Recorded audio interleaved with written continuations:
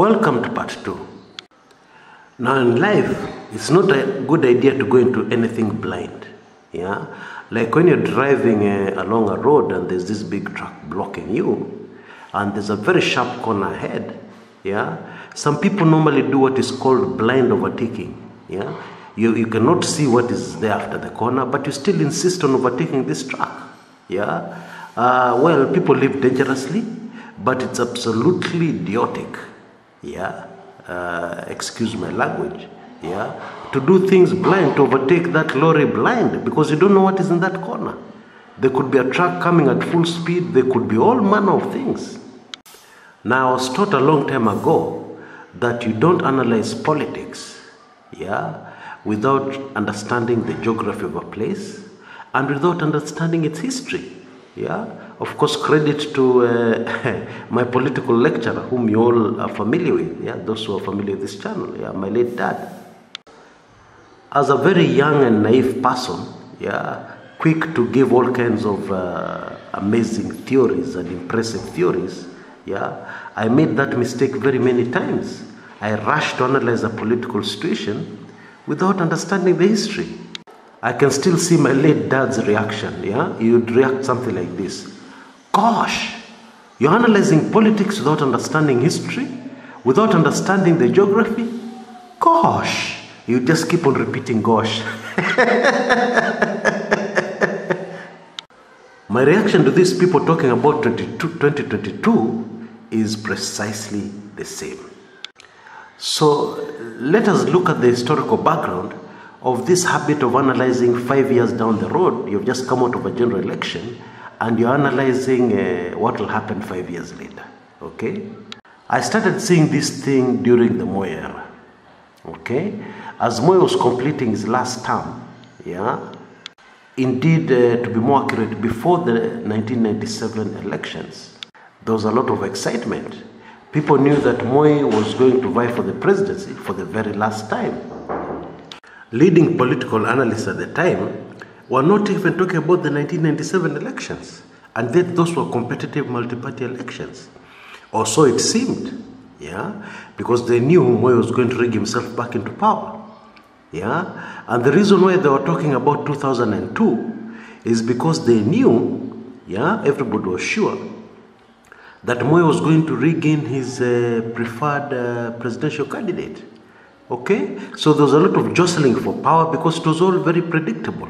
Okay, everybody knew as long as you made your way and became the KANU nominee or the KANU candidate for presidential candidate, you are through. You are going to be the next president in 2002. And it was a very big deal. Which brings me to the reason, one of the reasons why it's very idiotic to start discussing 2022. Yeah, because this is not the Moi era. And because although the 2017 elections was massively rigged, yeah, massive fraud against the Kenyan people, yeah, I'm one of those people who believe that the 2017 elections that we have just gone through are the last elections in Kenya which are going to be rigged. Last one. That one will never happen again in Kenya. Yeah? You can be sure about that. So those people are very eager talking about 2022. Yeah? Then it is very obvious that these people are expecting that 2022 will be rigged again. Yeah? Which I do not agree with, and many analysts do not agree with. It won't happen. Not after what has happened in 2017. But if you insist, if you still want to discuss 2022, why don't we wait until at least we finish 2018? Yeah? Then the realignments will be a bit more clearer, because right now, it is impossible, yeah, to have any accurate analysis of what will happen in 2022. Virtually impossible. Of course, there are some things which are extremely obvious, yeah, things which you can take to the bank, yeah, which will not happen in 2022, okay? One of them is William Ruto becoming president in 2022.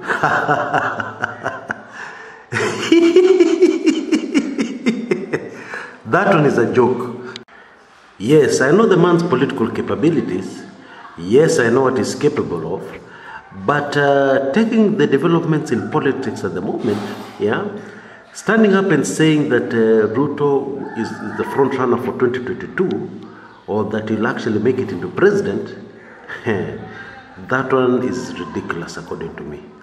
Unless you're telling me a military government will install him, ile kifua by force. Yeah, Ruto 2022, I also have my very strong doubts as to whether the Jubilee Party will actually exist in 2022. Yeah, I think, going by past what has happened in the past with political parties, which we know are just vehicles to get people into the presidency. Yeah, do you remember there was a party which used to be called NAC? Yeah, not actually NAC.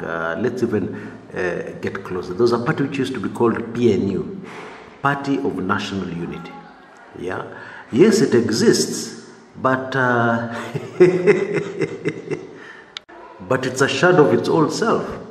So going into 2022, if Jubilee will be existing, maybe you'll hear 1 or 2, 3, 4 members, MPs in Central Province, yeah, vying on that particular ticket.